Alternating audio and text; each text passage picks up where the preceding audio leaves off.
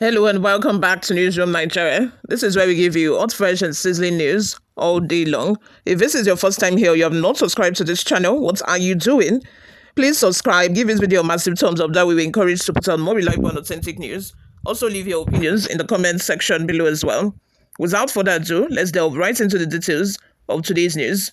A coordinated attack on the Zike Kimakpa community in the Kwao district of Irigwe Chiefdom, Basa local government area of Plateau State, has left at least 45 people dead and many others severely injured.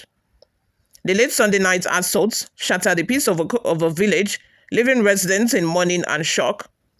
According to local accounts, armed assailants descended upon the community under the cover of darkness, firing indiscriminately and setting homes ablaze in a desperate act of violence.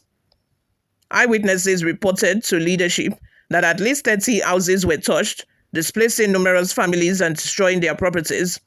They came in shooting and everywhere was chaos, a local resident stated. Danjuma Dixon Outer, the Secretary General of the Irrigate Development Association, IDA, confirmed the devastating incident in a telephone interview. He reported that over 45 bodies had been recovered, and the death toll is expected to rise as search and rescue operations continue. It was clearly a coordinated and premeditated attack, Outer asserted, highlighting the scale and intensity of the violence inflicted upon the community. What are your thoughts? Let's have them in the comment section below. This is so sad.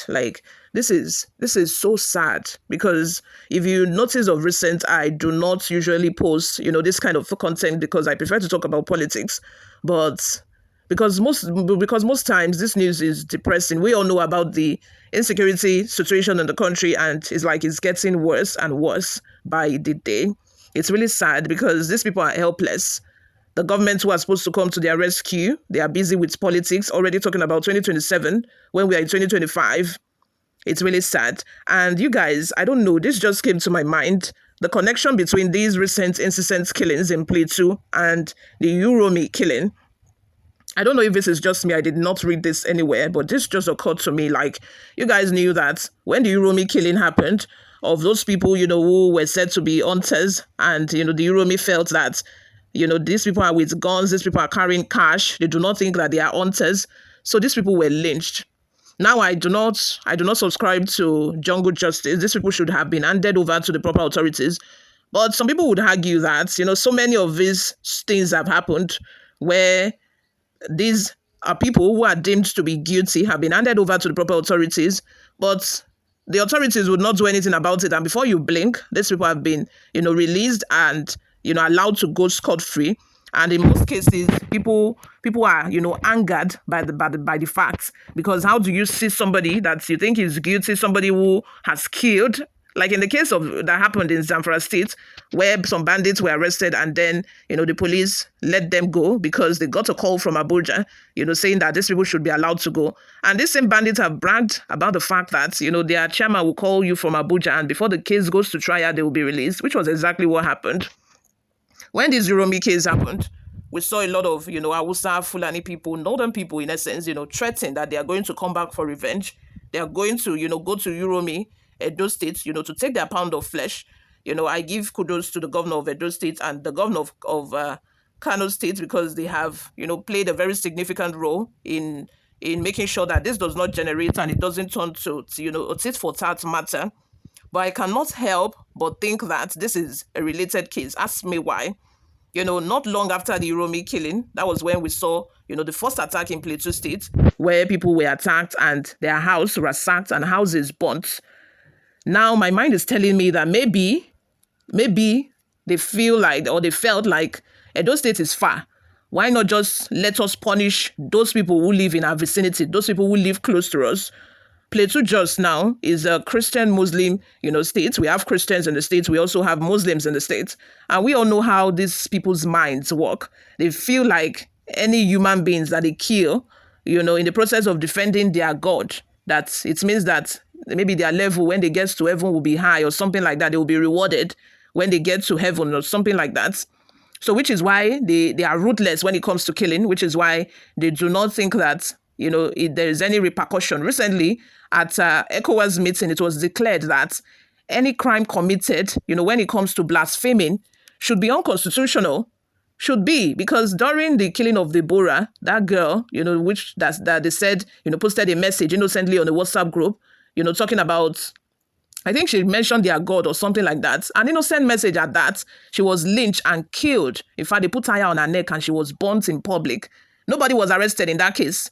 But now that we're talking about Iromi hunters, that was lynched and killed in Edo State, all of a sudden the authorities, rose up and started arresting people left, right, and center. None of these cases should have happened. None of these two crimes committed is right.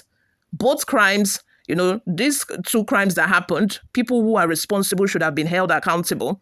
In essence, what I'm saying is, I do not think that the Plateau killings that just started all of a sudden, because for a while we have not seen, the killings of Christians in Plateau State, but all of a sudden after the Uromi case, it just, sprang up out of nowhere and just, started happening. And now I think this is maybe the third time that we are seeing bandits or people, go to communities to ransack communities and burn houses. Let me know what your thoughts are concerning this point that I've just made. Do you think that this is true? This sentiment that I just expressed, do you think it might be true? Do you think there's any truth to it? Or do you think that, it can't be right? Let me know in the comment section what you all think. But before we go, guys, let's take a look at some of the reactions we got online. The first comment from Sunday Musa says, state that has a lot of retired generals and you people are keeping quiet. Why? Giwa Mark says, Gowon is from Pashi, not Basa local government. Boko Haram want to establish caliphate in Plateau, evil religion of Islam, dead and violent. Sunday Musa again says, why must the community wait for government every time to come and fight for them? They should also make efforts by forming their internal vigilante that can always raise alarm when they notice foreign people in their mix. It's so painful to be hearing this kind of thing. May God Almighty expose the perpetrators of this crime. I think that this advice is really right, because how do you people start waiting for another attack to happen? I feel like these people should organize themselves, because even when you call police, the police people are unreliable, military unreliable. So what else to do than to protect yourself? I think that they should organize vigilantes, and take turns, to protect their community, so that when these people are coming, they are ready for them. Everybody come out with your shakabula and start. Don't wait for them to come and, burn down your houses and kill you. That is it. I've experienced a situation in Lagos where, these young boys that call themselves 1 million boy or something, all this cultist group that would come and, start busting cars, breaking people's property, damaging property and all of that. The very next day, each of these streets organize themselves. Till morning, there are people who would keep watch on each street, so that when these people comes back, they are very ready. In fact, everywhere was smelling smoke, because they would burn tire in the night or at the junction, at each junction, about like maybe 5, 6, or even 10 streets. They will burn tire and people will keep watch that when these people are coming, they will start blowing whistle in order to alert people that they are around, so that people can come out and fight. It has gotten to a stage where we do not need to wait for security operatives anymore. People must, start taking charge of their destiny and secure their own lives and property. You all, let's have your thoughts and opinions in the comment section. What do you all think of this? Thank you very much for always listening and watching, guys. I'll see you all in my next video. Bye for now.